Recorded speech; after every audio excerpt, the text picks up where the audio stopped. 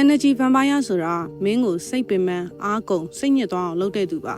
သူတို့နဲ့အချိန်ဖြုံးပြီးတိုင်းမင်းရဲ့စွမ်းရည်တွေကုန်ခန်းတယ်လို့ခံစားရတတ်ပါတယ်လူတိုင်းကတော့ဆက်ဆံရေးမှာတခါတလေအပေးအယူမမျှတာမျိုးတွေရှိနိုင်ပေမဲ့သူတို့တွေကတော့အမြဲတမ်းမင်းကိုစိတ်ဆင်းရဲအောင်စိတ်ပင်ပန်းအောင်လုပ်တတ်ပါတယ် energy vampire ပုံစံ10မျိုးကိုပြောပြပါမယ် victim energy vampire victim mentality ကိုစုပ်ကင်ထားတယ်အမြဲတမ်းသူကနစ်နာသူငါကန်ဆိုးတယ်ငါ့ကိုဘယ်သူမှနားမလည်ဘူးဆိုတဲ့အတွေးနဲ့နေထိုင်တယ်ပြဿနာကိုကိုယ်တိုင်ဖြေရှင်းမှုစူးစမ်းခြင်းလည်းမရှိအပြောင်းလဲလုပ်ဖို့လည်းညှင်းဆန်ကူညီပေးတဲ့သူတွေကိုလည်းအပြစ်မြင်တယ်ဒီနေရာမှာစစ်မှန်တဲ့စိတ်တရားရှိသူနဲ့ victim mentality ရှိတဲ့သူကိုမရောထွေးပါနဲ့စစ်မှန်တဲ့စိတ်တရားရှိသူဆိုတာတကယ်ရှိနေတဲ့ကျန်းမာရေးပြဿနာဖြစ်ပြီး energy vampire ကတော့အမြဲတမ်းအဖြစ်လွှဲချတတ်တဲ့အလေးအကျင့်ဆိုးဖြစ်ပါတယ်သူတို့ကအတွေ့အကြုံတွေကနေသင်ယူပြီးဘဝကိုရှေ့ဆက်ဖို့ကြိုးစားမဲ့အစားသူတို့ရဲ့ဒုက္ခတွေထဲမှာမျောနေပြီးမင်းကိုသူတို့နဲ့အတူဆွဲချဖို့ကြိုးစားပါလိမ့်မယ်နံပါတ်1က drama energy vampire drama ဆိုတာကတာမန်ပြဿနာကိုအလွန်အမင်းအရေးတကြီးလုပ်တာအာယုံစိုက်တာခံကျင်တော့ပြဿနာတွေအမြဲတမ်းဖန်တီးနေတာကျွန်တော်တို့တွေကတစ်ချိန်မဟုတ်တစ်ချိန်စိတ်ဖိစီးမှုတွေရင်ထဲကအရာတွေကိုထုတ်ဖို့လိုအပ်ပါတယ်ဒါပေမဲ့ကွာတာကတာမန်လူတွေကဘဝထဲကနေ drama တွေကိုရှော့ချဖို့အတွက်ခန်းစားချက်တွေကိုထုတ်ပြောတယ်သူတို့တွေအတွက်ကတော့ drama ကိုတနေ့တာဖြတ်တန်းမှုလိုတဲ့အားရင်တစ်ခုလိုမျိုးသဘောထားတယ်မင်းကိုလည်းတနည်းနည်းနဲ့ပါဝင်လာအောင်ဆွဲထည့်တတ်တယ်နံပါတ်3ကို dependent energy vampire မင်းကိုပဲအမြဲအလွန်အကျွံအားကိုးနေတာမင်းရဲ့အမူအရာတိုင်းကိုအတိတ်ပဲတလွဲတွေဖွင့်တတ်တယ်သူ့ကိုစိတ်ချမ်းသာအောင်လုပ်ပေးဖို့အားပေးစကားပြောဖို့အမြဲတမ်းကြိုးစားရတယ်မင်းဖုန်းသက်မကြားမိရင်အခောက်ပေါင်းများစွာဆက်တယ်မကင်ရင်ငိုတယ်မင်းရဲ့အချိန်အကုန်လုံးကိုလိုချင်တယ်မင်းရဲ့ကိုယ်ပိုင်ဘဝမရှိတော့လောက်အောင်အထိသူ့အပေါ်ပဲအချိန်ပြည့်အာရုံစိုက်စေချင်တယ်သူကမင်းမရှိရင်မရက်တည်နိုင်ဘူးလို့ယုံကြည်နေပြီးတတိမထားမိရင်မင်းကိုယ်တိုင်မှာဒါကိုယုံလာနိုင်တယ်အမှန်ကကိုယ့်အားကိုယ်မကိုးတတ်တာပါတကယ်တမ်းတော့မင်းမရှိလေသူကမိခိုလို့ရမယ့်အခြားတစ်ယောက်စီကိုဆက်သွားအောင်ပါနံပါတ်4 negative energy vampireသူတို့ကအမြဲတမ်းအဆိုးမြင်စိတ်ရှိသူတွေဖြစ်ပါတယ်မင်းရဲ့ပျော်ရွှင်တက်ကြွနေတဲ့စိတ်ထားကသူတို့ပေါ်တက်ရောက်မယ်လို့ခဏလေးတောင်မထင်ပါနဲ့သူတို့ရဲ့အဆိုးမြင်စိတ်ထဲကိုဆွဲသွင်းပြီးမင်းကိုအင်အားမဲ့အောင်စိတ်အားတက်ကြွမှုမရှိအောင်လုပ်မှာပါမင်းရဲ့ရည်ရွယ်ချက်တွေကိုလည်းအဆိုးဘက်ကနေပဲအတိတ်ပဲဖွင့်မှာပါနံပါတ်5 passive aggressive energy vampire ဒီလိုလူမျိုးဟာမိသားစုဝင်သို့မဟုတ်တငယ်ချင်းအဖြစ်မင်းကိုထောက်ခံဟန်ဆောင်နေတတ်တယ်မင်းကိုယ်ပိုင်လုပ်ငန်းစတာတော်လိုက်တာဂုဏ်ယူတယ်မင်းအရန်လာတယ်အဲ့လိုမျိုးစကားမျိုးတွေနဲ့အပေါ်ယံမှာအားပေးဟန်ဆောင်နေပေမဲ့မင်းတတိထားမိရင်အာဃာတနဲ့မနာလိုစိတ်တွေအောက်ခြေမှာစီးနေတာကိုခံစားရမှာပါ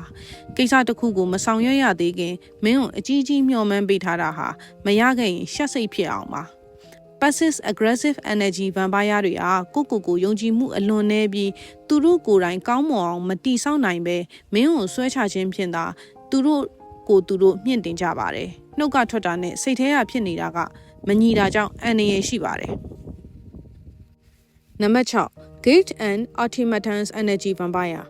သူတို့ဟာမင်းကိုအပြစ်ရှိတယ်လို့ခံစားစေပြီးအတင်းအဓမ္မတောင်းဆိုတတ်ပါတယ် energy vampire တယောက်ဟာမလုပ်ဘူးဆိုတဲ့စကားကိုနားမလည်ပါဘူးမင်းတကယ်ပဲငါတငယ်ချင်းဆိုရင်မင်းတကယ်ပဲစိတ်ဝင်စားမယ်ဆိုရင်တော့ဆိုတဲ့စကားမျိုးတွေပြောတတ်ပါတယ်သူတို့ပြောတာမလုံးမိရင်အပြစ်ရှိတယ်လို့အားနာတယ်လို့မင်းကိုခံစားရအောင်လုပ်မှာပါတခါတရံမှာသူတို့လိုချင်တာရဖို့မင်းကိုထိန်းချုပ်ဖို့စိတ်ခံစားမှုအကြီးအကျယ်ပေါက်ကွဲမှုတွေအထိလုပ်တတ်ပါတယ်မင်းမလုံနိုင်ဘူးပြောရဲဆိုရင်တော့မှ तू ကဆက်တောင်းဆိုနေမှာပါမင်းရဲ့ကိုယ်ပိုင်ဆုံးဖြတ်ချက်ကိုလိုက်နာမပေးပါဘူး boundary state တေချာသတ်မှတ်ပါ energy vampire တွေနဲ့ဆက်သွယ်ရင်မင်းရဲ့ခံစားချက်ကိုအမြဲတမ်းဦးစားပေးရပါမယ်သူတို့ရဲ့စိတ်မတည်ငြိမ်မှုကြောင့်ကိုယ့်ရဲ့တည်ငြိမ်မှုကိုမထိခိုက်ပါစေနဲ့နံပါတ်9 self-centered energy vampireကိုကျိုးစည်းပွားကိုပဲကြည်တတ်တဲ့သူအမြဲသူတို့ရဲ့ကိုယ်ပိုင်အကြောင်းသူတို့ရဲ့မိသားစုသူတို့ကလေးသူတို့ရဲ့အလုပ်သူတို့ရဲ့အိမ်အောင်ရေးသူတို့ရဲ့ပြဿနာတွေကိုသာအမြဲပြောတတ်ပါတယ်သူများရဲ့ခံစားချက်လိုအပ်ချက်ကိုလုံးဝထည့်မတွက်ပါဘူးဆက်ဆံရေးမျှတမှုမရှိပါဘူးသူတို့အကြောင်းတွေတဝါကြီးပြောပေမဲ့မင်းအကြောင်းကိုကြနားထောင်ပေးခြင်းစိတ်မရှိသလိုပြောခွင့်လည်းမပေးပါဘူးနံပါတ်8 warm upper energy vampire ဒီလိုလူမျိုးတွေကမင်းအောင်မြင်မှုတိုင်းကိုသူတို့ကပိုကောင်းအောင်လုပ်ပြချင်တယ်မင်းမှာပွဲတစ်ခုရှိရင်သူတို့ကပိုအဆင့်မြင့်တဲ့ပွဲနဲ့ပြိုင်မယ်မင်းဘယ်လောက်ပညာတတ်ငါကအခက်အခဲတွေနဲ့သင်ယူခဲ့တာဆိုတော့ငါကပိုသိတယ်ဆိုတာမျိုးပေါ့ဒီလိုလူတွေကအခြားသူဘဝနဲ့အောင်မြင်မှုတွေကိုစစ်မှန်တဲ့ဂုဏ်ပြုခြင်းမျိုးမရှိပါဘူးသူတို့ကတင့်ထက်တာနေမှကျေနပ်ပါတယ် Number 9 critical and controlling energy vampire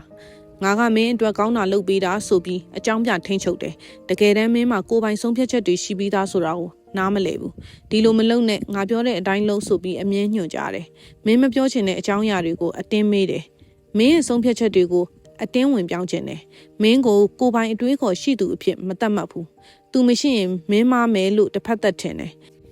နောက်ဆုံးအချက်ကတော့မင်းရဲ့ကောင်းမွန်တဲ့စိတ်ထားတွေအပေါ်မှာအသုံးချတဲ့သူတွေပါမင်းကစာနာတတ်နားလည်ပေးတတ်မေတ္တာထားတတ်တဲ့သူဆိုရင် energy vampire တွေရဲ့တားကောင်ဖြစ်နိုင်မှုအလားအလာများပါတယ်ပြဿနာကဒီလိုစိတ်ထားတွေကိုသူတို့ကဘယ်တော့မှမလေးစားပါဘူးသူတို့အတွက်အခွင့်အရေးလိုပဲမြင်ပါတယ်မင်းရဲ့နူးညံ့သိမ်မွေးမှုနဲ့ boundaries မရှိမှုကသူတို့အတွက်ငါအလကားရတာပေါ့လို့ပဲမြင်ပါပါဒါဆိုရင်မင်းအနာမှာ energy vampire ဘယ်နှကောင်ရှိလဲဒါမှမဟုတ်ရင်မင်းကိုယ်တိုင်ရော energy vampire ဖြစ်နေပြီလားစမ်းစစ်နိုင်ပါတယ်မင်းကကောင်းတာလုပ်ချင်နေဆိုရင်တော့မှကိုကာကွယ်ဖို့လိုပါတယ် energy vampire တွေကမင်းရဲ့စွမ်းအားတွေကိုစုပ်ယူပြီးကျန်းမာတဲ့ဆက်ဆံရေးအတွက်အနှောက်အယှက်ဖြစ်စေပါတယ်ဒါကြောင့်မင်းရဲ့စိတ်ခံစားချက်နဲ့စွမ်းအားတွေကိုစီးထားခြင်းဖြင့်ဦးစားပေးပါ